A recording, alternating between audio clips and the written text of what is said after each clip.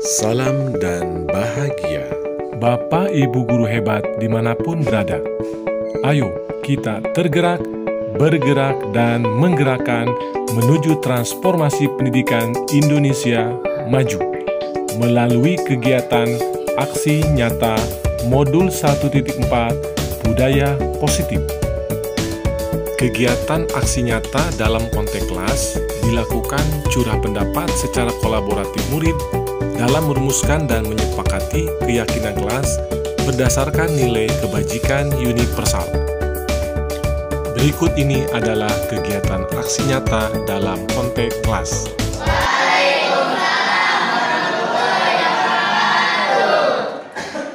Selamat pagi.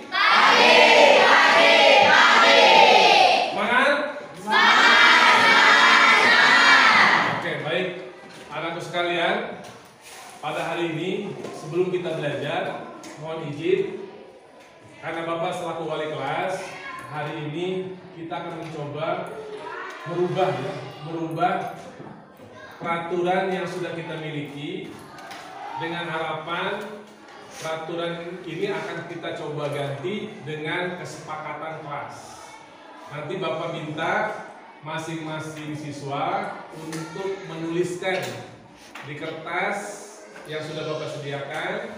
Silakan kalian pikirkan bagaimana kita membuat kesepakatan kelas supaya kelas kita ini nyaman untuk kita, juga aman dan nyaman. Semua siswa berperilaku baik sikapnya, tindakannya, akhlaknya selama berada di kelas ini, bahkan di luar kelas pun kamu juga harus ingat dengan kesepakatan kelas kita.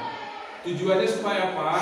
Tujuannya supaya kamu bisa belajar dengan aman dan nyaman, menyenangkan, kamu betah di kelas, dan nanti kamu setiap guru yang masuk bisa mengikuti pembelajaran, tidak ada masalah.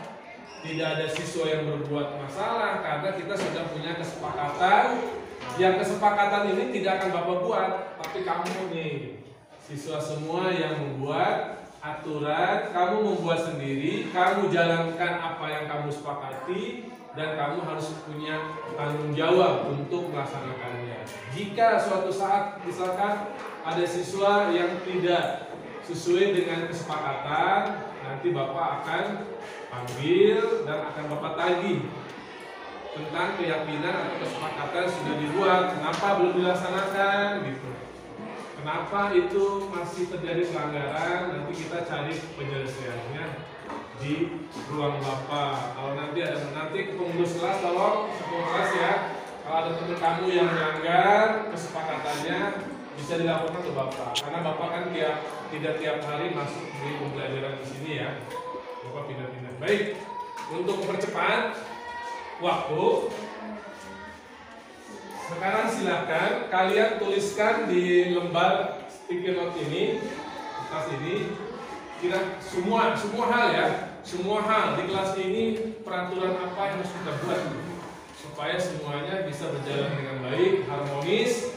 Tidak ada yang ribut, tidak ada yang coret-coret meja, tidak ada yang berantem, tidak ada yang telat masuk kelas, dan sebagainya. Bapak yakin kamu tahulah, apalagi udah kelas 9, udah hampir 3 tahun sekolah di sini, pasti tahu apa saja peraturan yang harus kita buat, disepakati sebagai satu keyakinan, sebagai langkah awal kita bersikap supaya lebih baik. Baik, silakan Bapak bagikan, nanti tuliskan di sini ya. Tuliskan di sini yang sudah selesai, nanti kita gilir maju ke depannya supaya tertib. Jadi semuanya tidak bertabrakan. Baik, silakan ditulis di bagian sini. Menurut kamu apa? Gak usah banyak-banyak Neng ya. Satu siswa, ya cukup bisa. Udah jelas ya? Udah. Silakan tuliskan di situ. Kira-kira peraturan kesepakatan apa yang akan kita buat? Jangan orang Indonesia di bagian ini dari mana?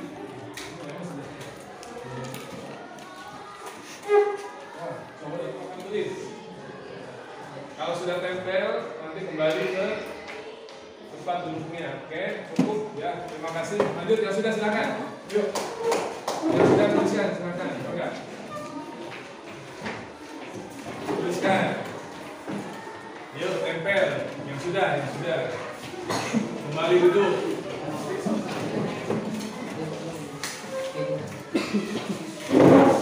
Cari yang kosong.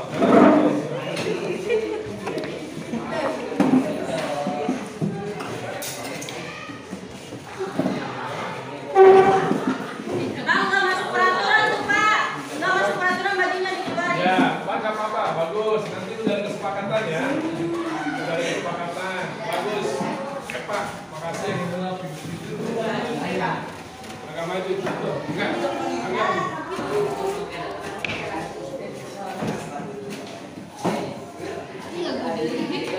Agak. Agak maju, agak terus. Agak lihat. Ya.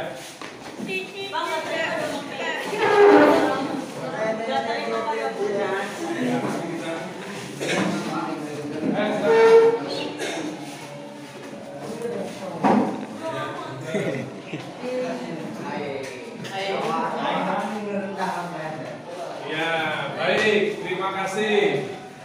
Boleh Kak? Ya, baik, terima kasih. Bapak bangga sekali. Ternyata siswa Bapak hebat-hebat. Ya, tepuk tangan buat semuanya. Sekarang Bapak minta ditemenin Nina, ketua kelas, yuk. Ketua kelas, Epa, sini Epa. Untuk membacakan ya. Laki-lakinya boleh. Silakan dibantu buat saksi. Nanti yang lain kita sama-sama. Silakan Eva ambil satu kartunya dibacakan. Menghargai satu sama lain. Menghargai satu sama lain. Setuju? Setuju.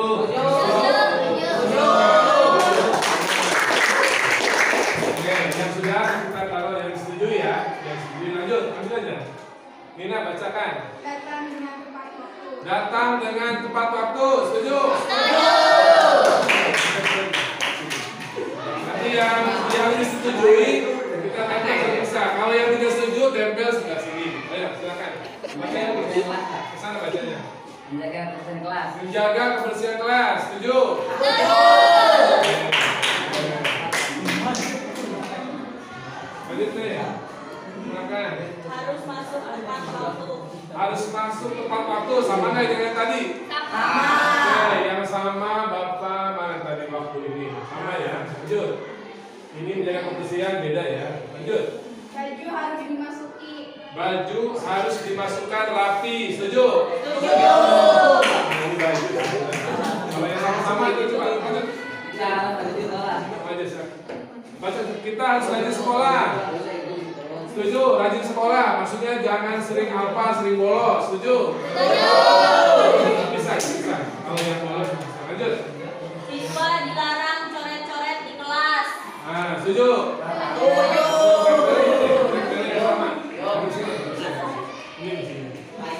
Nah, nanti yang khusus bidang kebersihan kita samakan. Lanjut. Mana lagi? Ayo baca lagi. Kita harus mengikuti semua kegiatan sekolah. Semua kegiatan sekolah harus diikuti. Setuju ya? Setuju.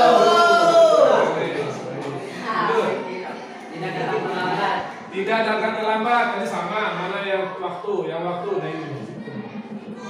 Nah, itu yang waktu.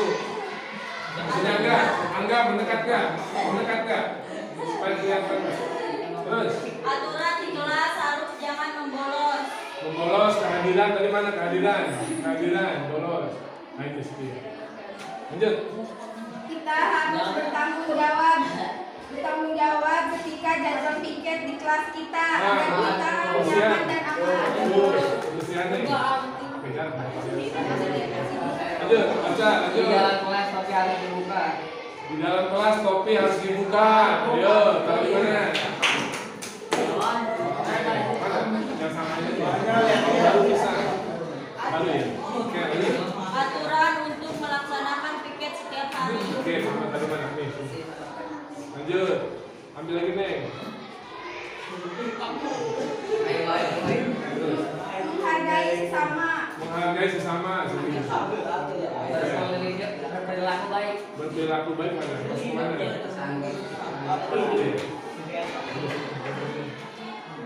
Diutamakan jangan coret-coret tembok. Coret-coret tembok. Kebersihan ya, silakan ya.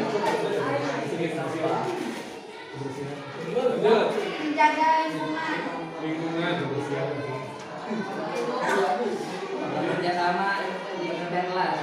Bekerja sama saya keras.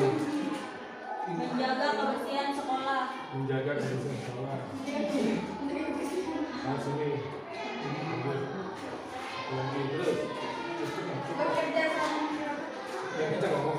bekerja sama masyarakat. Baru. Kelas harus bersih setiap hari. Ini. Baju rapi dan kelas harus bersih. Jangan lupa pakai nasi.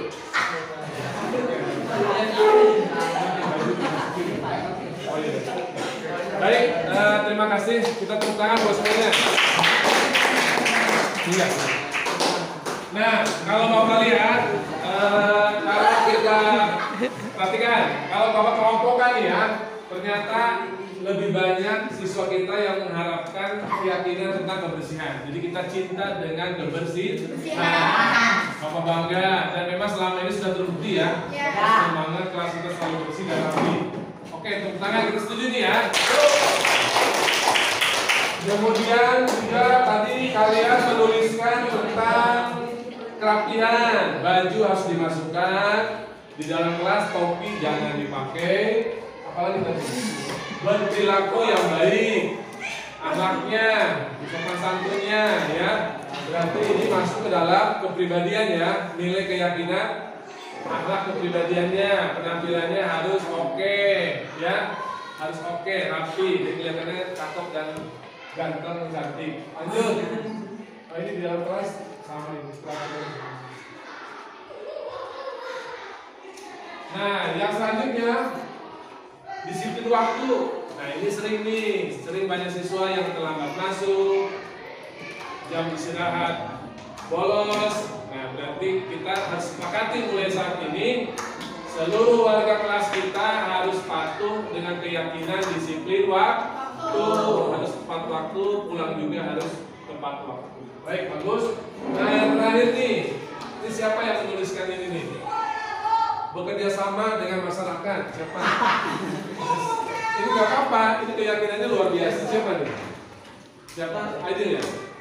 Bekerja sama dengan masyarakat. Siapa tadi yang menulis ini? Ada nggak? Proposal ya? Siapa? Nggak apa-apa. Maksudnya bagus, beda. Maksudnya beda dari yang lain. Iya. Pergerakan hidup. Nah, nggak apa-apa, ini bagus. Mau nggak suatu saat kelas khusus kelas kita dengerin, kelas kita khusus nih, kita sewaktu-waktu datang ke masjid, kita bersihkan masjidnya, itu kan hubungan masyarakat ya. Mau nggak seperti itu? Mau. Nah, kita nanti suatu saat coba yuk, kalau kita sudah punya wakas, kita coba nanti ada apa? Kita kerjasama dengan masyarakat untuk melakukan aksi, misalkan aksi bersih-bersih, aksi apa tuh di lingkungan? Aksi ya minimal kalau nggak ada dana cukup kita aksi bersih-bersih ya di lingkungan masyarakat, bisa di tempat posyandu, kemudian di tempat masjid, tempat ibadah. Ini artinya berarti bagus nih. Nggak ada yang mengakui nih, ayo siapa ini? Ini bagus ini. Siapa yang nulis ini ya? Kamu ya? Bekerja sama masyarakat. Oke, baik. Bapak senang sekali. Yuk kita putuskan bahwa ini adalah kesepakatan kita semua. Siap melaksanakan kesepakatan ini? Ya. Oke, nanti baik. Nanti kesepakatan ini nanti Bapak dengan pengurus kelas kita buatlah dalam satu poster ya.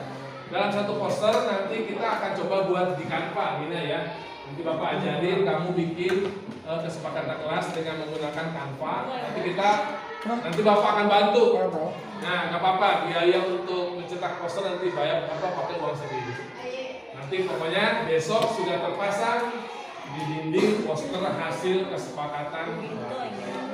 Baik, itu saja. Ya, Bapak sangat senang sekali semua siswa terlibat. Dan peraturan ini yang dibuat Bapak apa kamu? Apa siswa? Siswa. Siap untuk bertanggung jawab dengan siap untuk berubah ke arah yang baik? Ya. Good, tepuk tangan sekali lagi.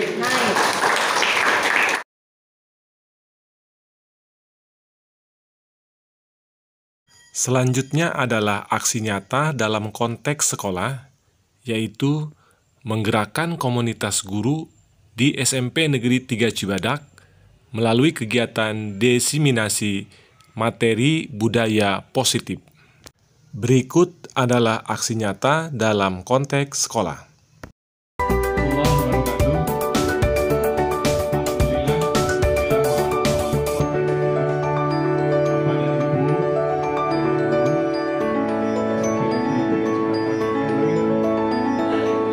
Alhamdulillah, wasyukurillah, walhamdulillah, walhamdulillah.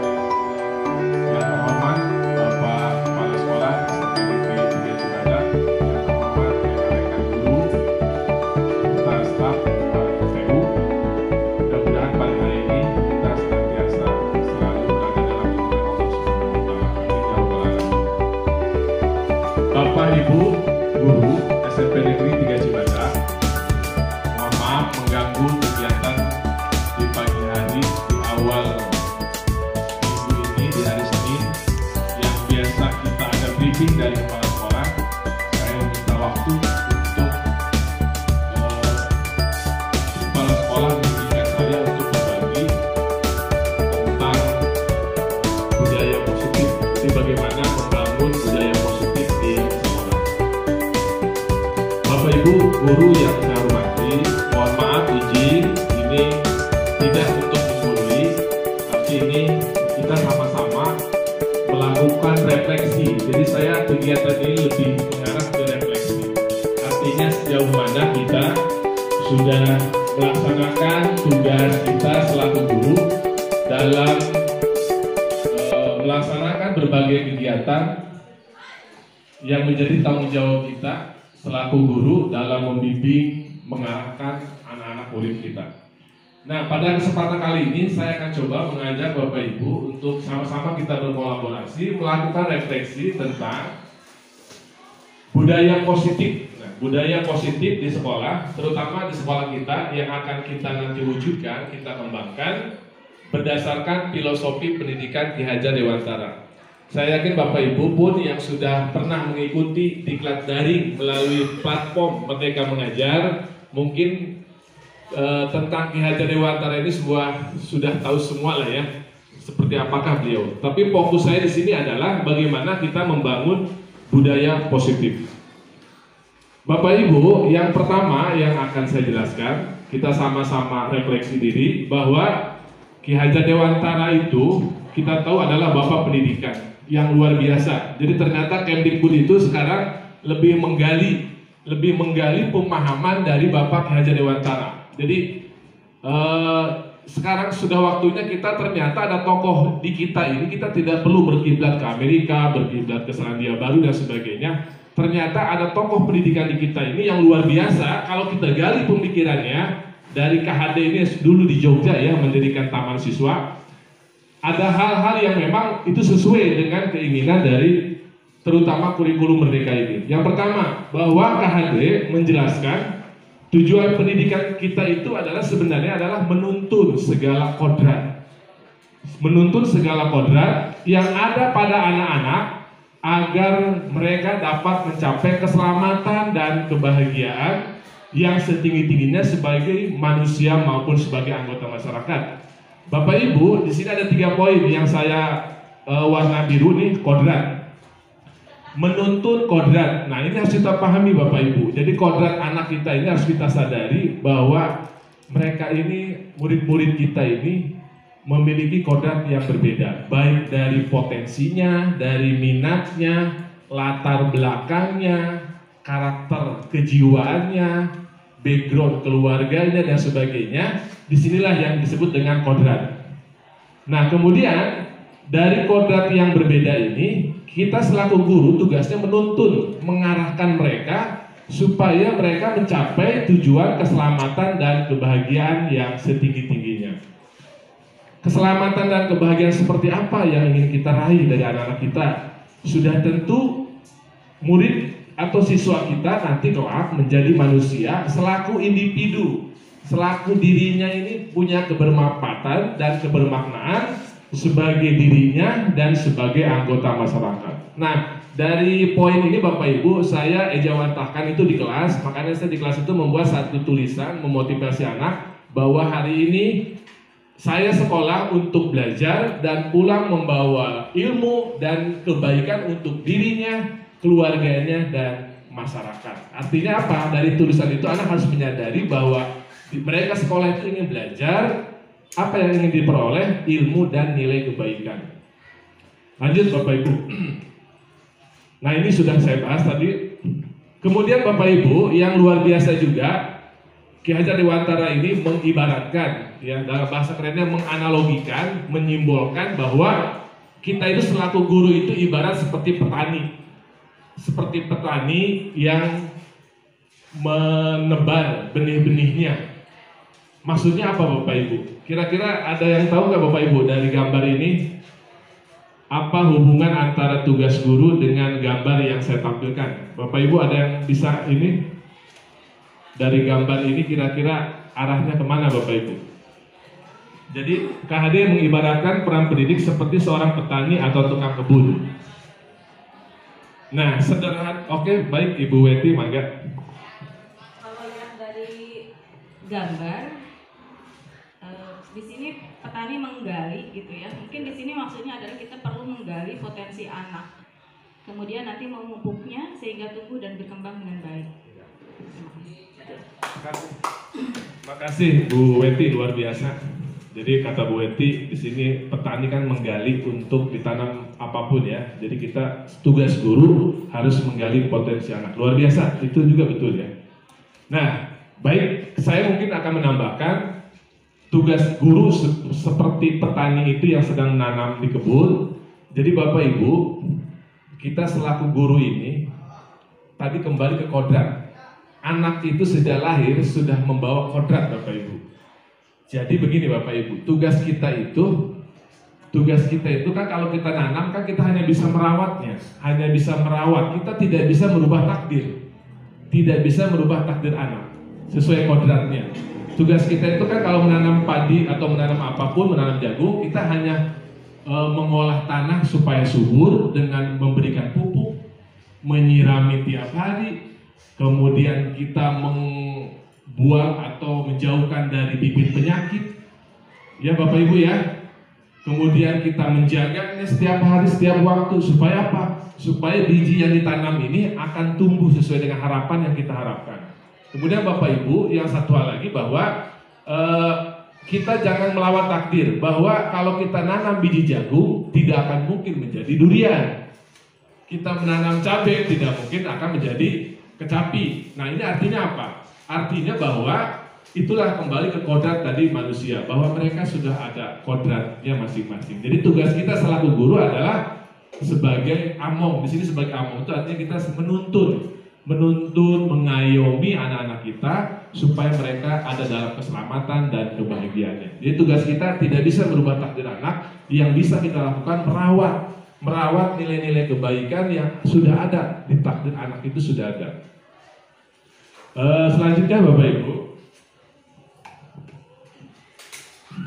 Nah ini tadi tentang kodrat, bahwa murid kita beragam kodrat, peran kita sebagai guru hanya menuntun.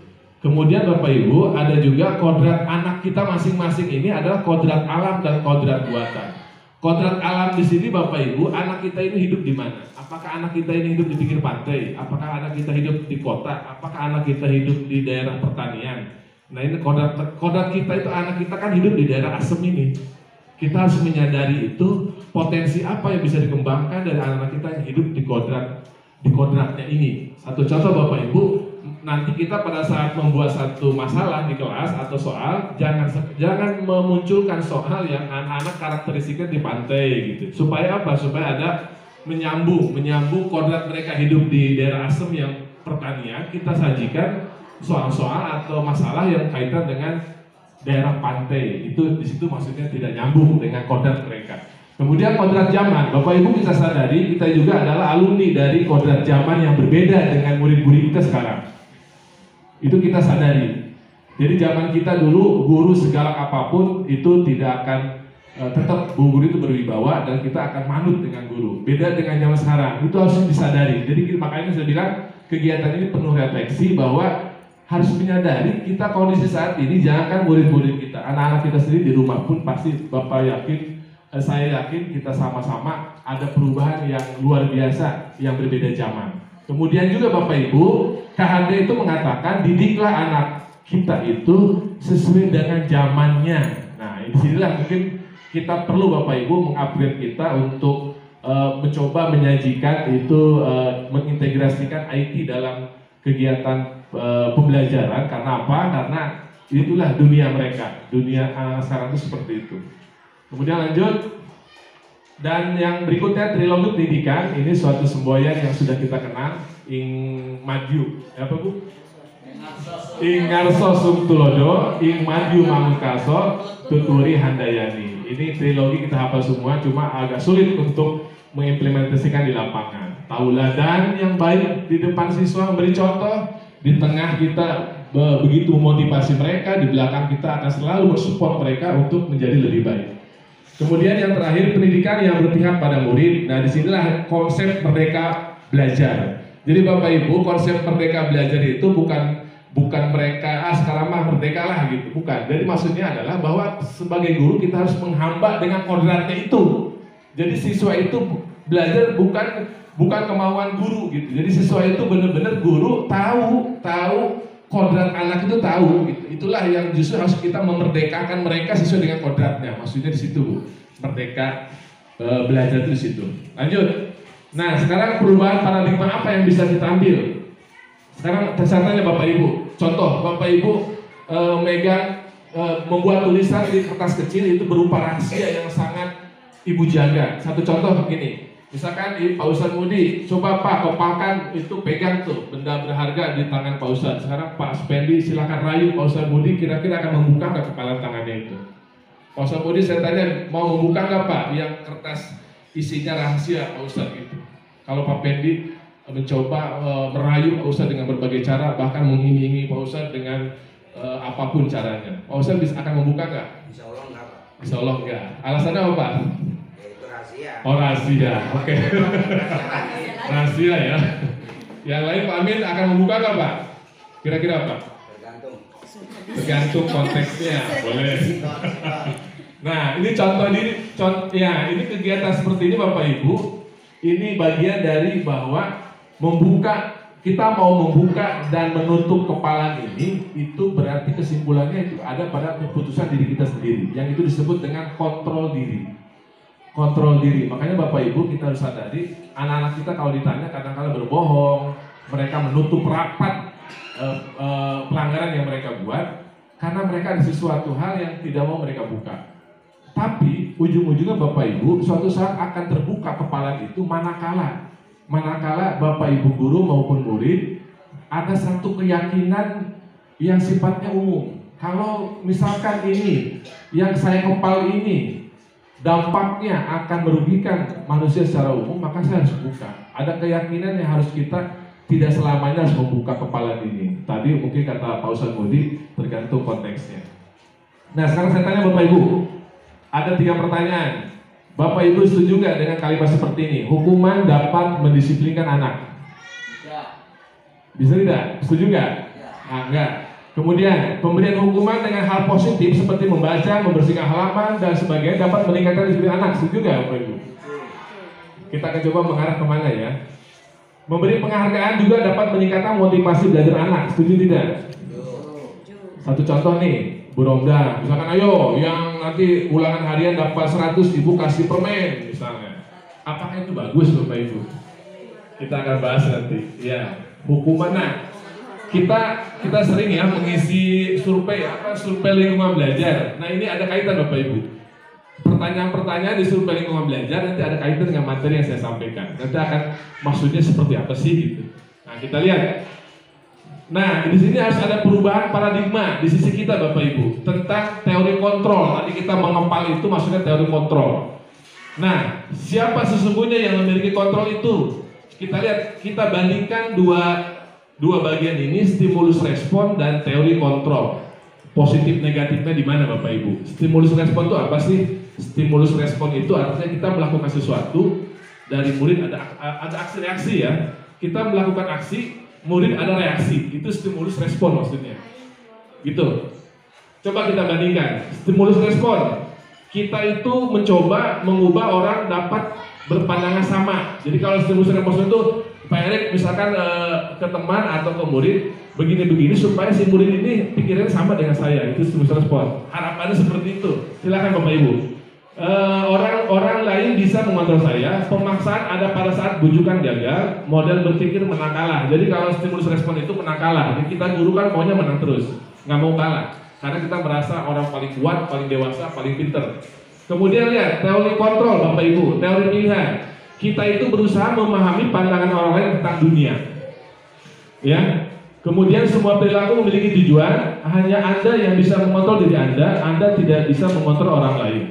Kemudian model berpikir menang-menang. Nah Bapak Ibu, teori kontrol ini yang jadi tujuan akhirnya adalah win-win solution. Jadi artinya dalam setiap pemecahan masalah kita kedepankan kita selaku penyelesai masalah menang, si murid kita pun yang punya masalah menang juga. Tidak ada yang disudutkan, tidak ada yang dikorbankan. Sehingga disinilah yang disebut dengan teori kontrol, model berpikir menang-menang. Lanjut Bapak Ibu.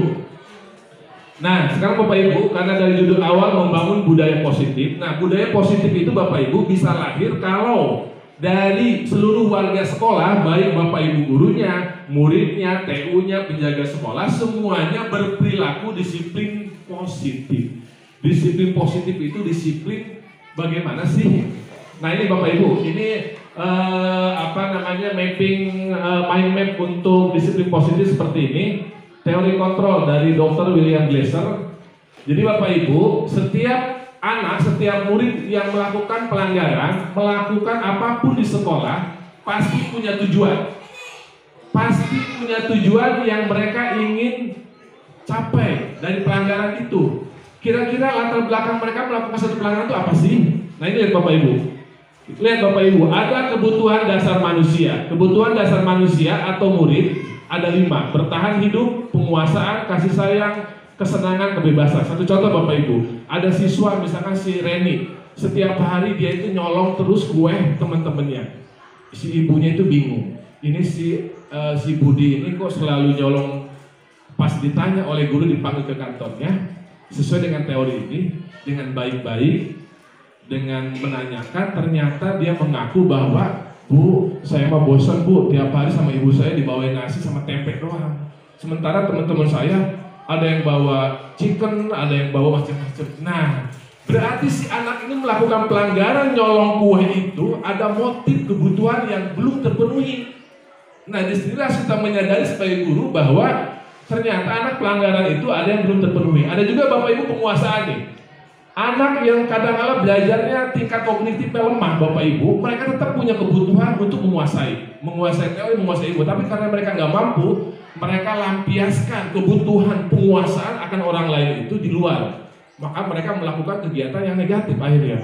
Bisa mereka melakukan tawuran, berantem di luar, karena mereka di kelas kebutuhan mereka tidak terpenuhi akan penguasaan, akan ilmu itu. Itulah motif kebutuhan. Kemudian kasih sayang dan rasa terima. Kita menyadari sering ada teman-teman di kelas itu yang murung, dia bergaulnya tidak di kelas, tapi dia bergaulnya di luar.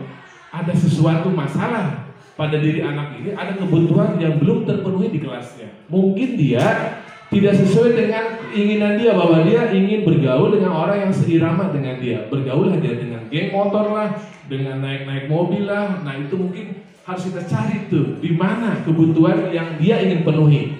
Jadi pendekatannya Bapak Ibu, setiap ada pelanggaran kita harus identifikasi anak ini kebutuhannya apa yang ingin dipenuhi. Dari situlah pintu masuk kita menyelesaikan masalah. Kemudian Bapak Ibu, posisi kontrol kita, saya sadari Bapak Ibu, kita ini semuanya di penghukum dan pembuat rasa bersalah. Saya yakin saya pribadi selama ini kita sebagai penghukum dan pembuat merasa bersalah. Kita selalu menjustifikasi, kamu ini salah, kamu ini sudah melakukan ini, kamu ini melanggar, seperti itu. Nah, itu posisi kita Bapak Ibu, di penghukum dan pembuat rasa bersalah.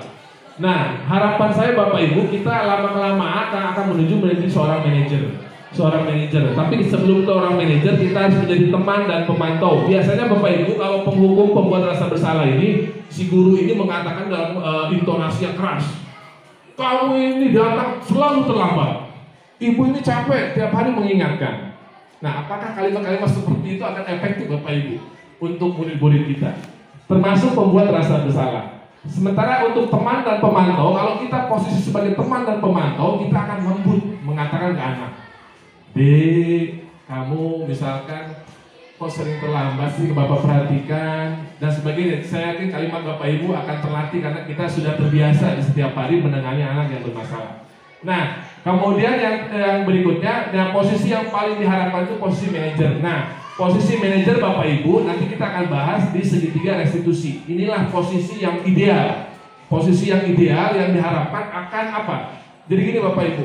Jadi anak-anak kita itu kebanyakan itu kenapa hukuman dan pembuat rasa bersalah ini tidak tepat Bapak Ibu? Karena begini Bapak Ibu, anak-anak itu kok selalu berulang-ulang melakukan pelanggaran. Karena Bapak Ibu, kalau pendekatannya hukuman dan pembuat rasa bersalah, mereka itu motivasinya motivasi ekstrinsik di luar gitu, bukan motivasi kesadaran diri. Jadi mereka itu taat dengan peraturan sekolah saja. Jadi mereka itu hanya takut dengan hukuman, bukan kesadaran diri. Tapi nanti Bapak Ibu di segitiga restitusi ini kita akan mencoba bahwa anak itu bisa berubah karena motivasi internal.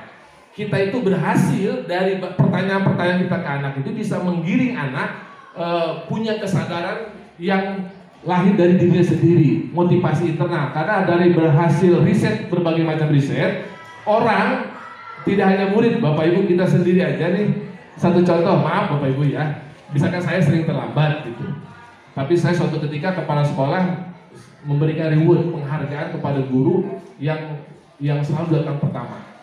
Kalau pendekatannya penghargaan pun termasuk tidak tepat menurut teori ini. Karena apa? Karena itu sifatnya jangka pendek. Si guru itu yang dapat penghargaan mungkin akan terus bagus. Yang tidak dapat penghargaan lah, biarinlah saya penghargaan, buat apa penghargaan ini? Jadi tidak akan merubah karakter budaya kita. Tapi kalau kita sadar bahwa kita itu menghargai waktu lah, ini tanggung jawab saya lah, artinya motivasi intrinsik lah yang ada dalam diri kita, maka kita akan berubah. Saya yakin seperti itu. Nah, kemudian Bapak Ibu, nah sekarang disiplin. Disiplin itu apa Bapak Ibu? Sementara ini yang kita pahami disiplin itu adalah kepatuhan seseorang terhadap aturan. Padahal menurut teori, menurut Socrates dan Plato, bahwa disiplin itu artinya belajar. Jadi disiplin itu bahasa secara ilmunya ya adalah belajar. Ya, disiplin itu belajar. Jadi kita mungkin yang baru tahu atau yang sudah tahu kaget ya, oh disiplin itu artinya belajar ya. Dari sinilah kita memaknai bahwa ternyata disiplin yang kita lakukan selama ini mungkin harus kita perbaiki tidak tepat. Lanjut. Nah ini tadi motivasi udah saya bahas Bapak Ibu ya. Motivasi itu manusia ada eksternal, ada internal. Nah kita harapkan kita ini bisa membangun diri dan membangun siswa-siswa kita itu adalah menumbuhkan motivasi internalnya, kesadaran diri siswanya gitu. Lanjut. Nah sekarang saya tanya Bapak Ibu, kita mengenal ada hukuman, ada konsekuensi. Apa bedanya hukuman konsekuensi Bapak Ibu? Coba contoh Bapak Ibu silakan jawab nih. Mencatat 100 kali dalam buku kalimat, saya tidak akan terlambat. Pernah nggak Bapak Ibu melakukan itu? Kalau saya jujur saya pernah. Anak terlambat saya suruh menulis 100 kalimat di buku. Coba Bapak Ibu ini termasuk hukuman apa konsekuensi Bapak Ibu? Ustaz, Pak Nulis, kalimat pertama, mencatat 100 kali di buku, saya tidak akan terlambat lagi karena terlambat ke sekolah. Ini hukuman apa konsekuensi? Pak Fajar, Pak Amin, hukuman. Lanjut. Konsekuensi Pak, Gimana Pak? dengan materi yang kita sampaikan anak tidak nulis. Oke, baik supaya cepat ya. Di antara ini ada nggak yang konsekuensi nih? Coba membersihkan tumpahan air di meja tulis karena tersenggol anak masuk ke ruang guru, tumpah Pak Amin mejanya. Pak Amin hukum tuh anak itu dengan suruh ngelap. Oh, konsekuensi. Tepat, konsekuensi. Terus apa coba? Yang lari ini PJOK, Pak Erik misalkan nih. Pak Erik mengiringi lapangan anak Pak karena terlambat 10 menit di pelajaran PJOK. Konsekuensi nggak? Hukuman atau konsekuensi? Hukuman. Baik, kita cepat ya. Ini jawabannya Bapak Ibu tuh. Lihat. Tuh. Yang konsekuensi itu mengganti kertas teman yang coret-coret. Membersihkan air tadi konsekuensi. Pak Erik tadi konsekuensi Pak. Karena PJOK, kecuali pelajaran Pak Nurholis IPS, suruh lari, apa hubungannya lari dengan IPS? Kayak gitu mungkin. Ya Pak ya. Nah ini hukuman dan konsekuensi. Oke, Bapak Ibu, ya. Jadi di sini arahnya Bapak Ibu kita menghindari hukuman sebenarnya, menghindari hukuman. Sebaiknya guru itu hindari hukuman gitu. Lanjut. Nah ini perbedaan Bapak Ibu nih. Apa sih? Kenapa hukuman dan konsekuensi berbeda nih Bapak Ibu perbedaannya ya? Kalau hukuman itu sesuatu yang menyakitkan bagi anak, membuat anak sakit secara fisik dan psikis dalam jangka waktu lama. Misalkan anak, kamu goblok, kamu ngaco, itu akan menyakiti. Dan satu contoh Bapak Ibu, saya kemarin itu di sana itu tugas ada disuruh coba Ibu ceritakan 20 tahun yang lalu Bapak Ibu sekolah di SD pernah nggak mendapatkan gamparan, sepakan, hinaan? Bapak Ibu sampai sekarang masih ingat nggak? Iya Pak, tuh kan Pak. Bapak ingetan Bapak itu artinya apa? Hukuman Bapak Ibu guru itu tertanam lama secara psikologis di sisi anak. Jadi itulah yang harus kita hindari Bapak Ibu. Ya. Jadi jangan kita coba kita perbaiki diri ya. Anak kemudian anak paksaan, menyakiti diri sendiri, konsep diri yang buruk, anak belajar untuk menyembunyikan kesalahan, marah, rasa bersalah, nanti anak agresif dan sebagainya.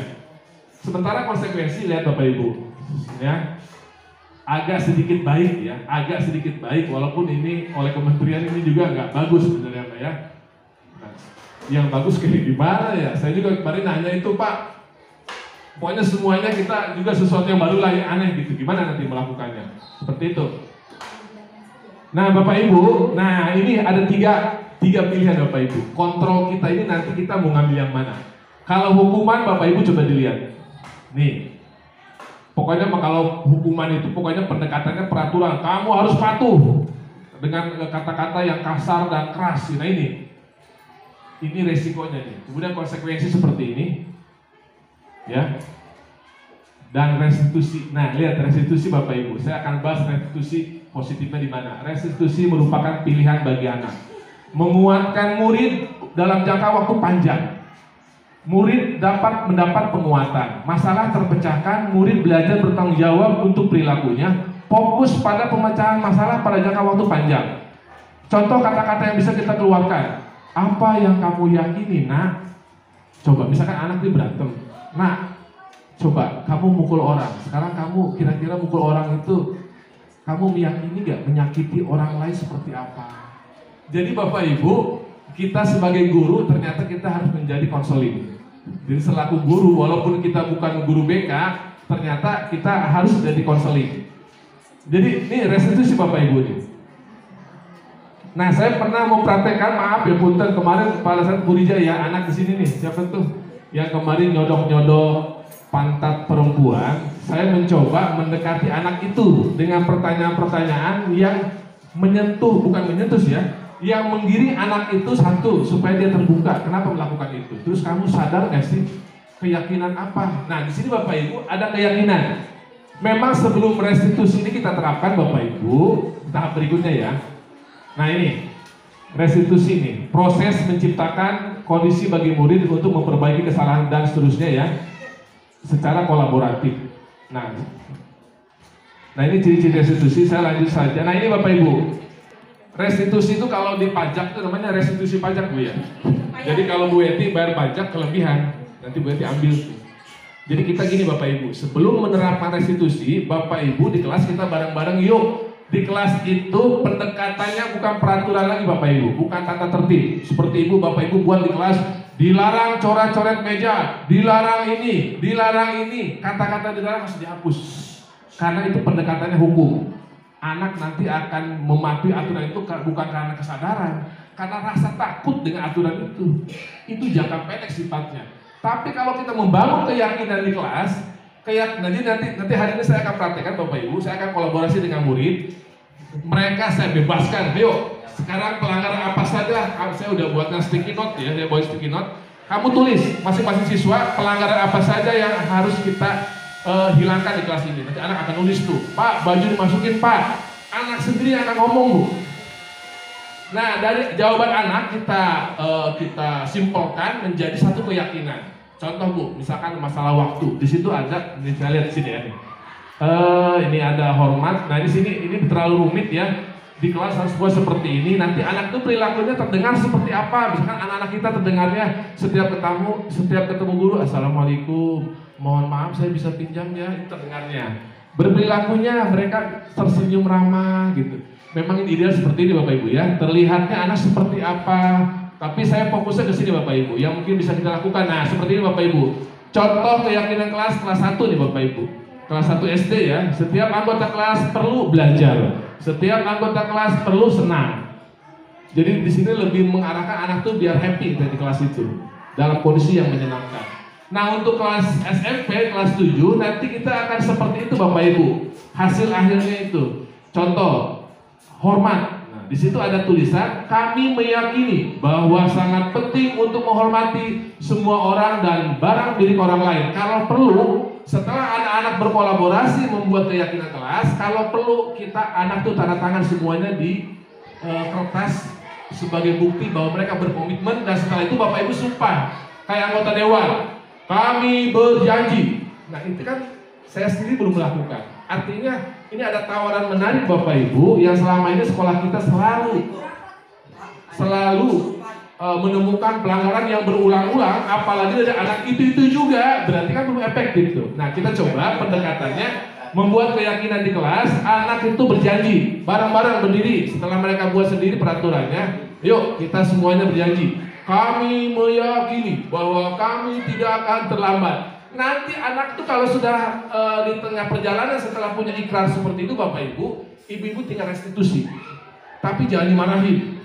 Sini deh, ayo Bapak lihat kamu kenapa Bapak panggil? Ya Pak, saya baju dikeluarin Pak. Yo, coba ingat nggak keyakinan apa yang kamu langgar nih? Oh iya Pak, saya harus disiplin, baju harus rapi. Nah sekarang apa solusi kamu coba supaya kamu tidak baju dikeluarkan lagi? Ya Pak, saya akan mulai hari ini, saya bahkan bisa jadi satpam di kelas Pak. Saya akan mencontohi teman-teman saya Pak. Oke, kamu sadar seperti itu mau? Ya Pak, saya siap. Baik, kamu kembali ke kelas sendiri. Jadi nah seperti itu, penyelesaiannya kita ngobrol seperti itu. Kita tidak menghakimi anak, tapi kita mencari solusi. Kita mencari solusi.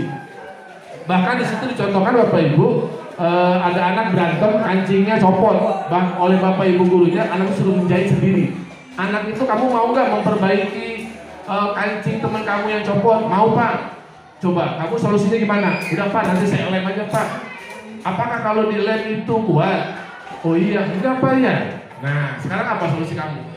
Ya udah Pak, saya jahit Pak, ntar saya jahit keluar. Oh enggak, gimana? Kamu seneng nggak dengan tawaran ibu? Kamu sekarang ibu ajarin ngejahit. Tapi ibu bisa, oh iya ibu nggak bisa. Tapi kamu boleh tuh hubungin ke Bu Himna. Nanti Bu Himna yang ngajarin kamu jahit kancingnya. Sampai seperti itu Bapak Ibu. Ada masalah anak ribut, kancingnya copot. Sampai solusi akhirnya adalah anak itu dididik keterampilan menjahit ke guru prakarya. Sehingga anak itu begitu Bu. Jadi anak itu punya rasa bertanggung jawab, mandiri dalam menyelesaikan satu masalah. Nah seperti itu Bapak Ibu ya.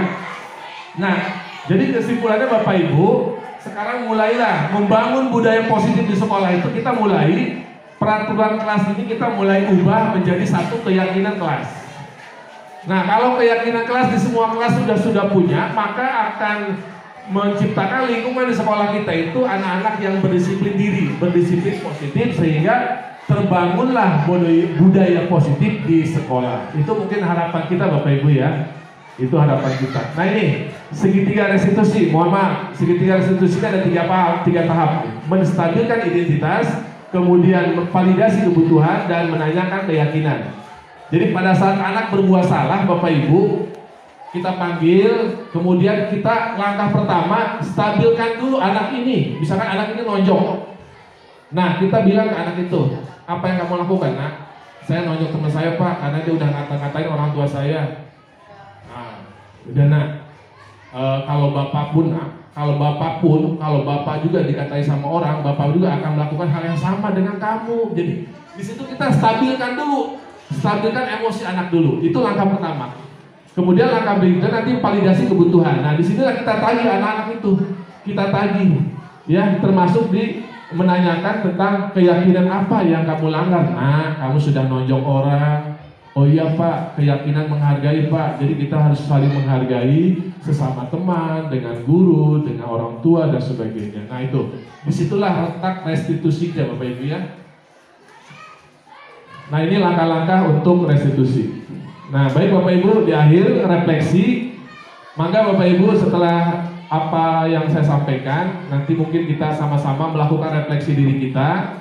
karena waktu terbatas. Nah, ini refleksinya silakan dilakukan oleh masing-masing. Hal baru apa yang mengubah paradigma saya? Kemudian perasaan apa yang muncul selama sesi materi ini?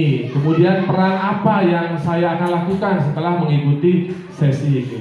Itu saja Bapak Ibu. Sebelumnya silakan ada pertanyaan sebelum saya akhiri kegiatan hari ini. Kurang lama. Kurang lama ya. Muridnya sudah mati. Baik, kalau tidak pertanyaan, Bapak Ibu mohon maaf. Saya tidak mengajari, tidak menggurui, hanya berbagi. Mudah-mudahan apa yang saya jelaskan memang tidak begitu lengkap, Bapak Ibu, mohon maaf karena keterbatasan waktu. Kita hanya ada waktu setengah jam.